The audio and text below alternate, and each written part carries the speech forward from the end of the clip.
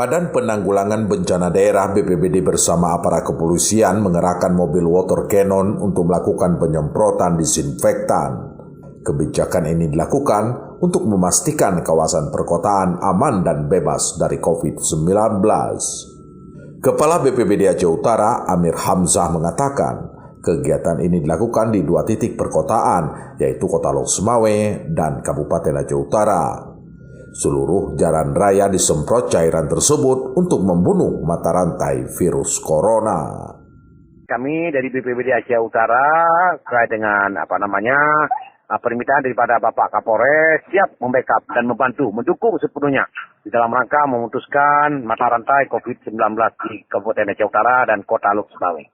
Yang pertama pakai ada mobil, dari Polres. Yang kedua juga nanti ada lorong-lorong kecil kita backup dengan penyemprotan dari anggota. Berdasarkan data tercatat positif COVID-19 di Lok Sumawe dan Aceh Utara semenjak muncul pada Maret 2019 lalu yang terkonfirmasi kasus ada 844 orang, dirawat 8 orang, isolasi 57 orang, sembuh 742 orang, dan meninggal dunia berjumlah 37 orang.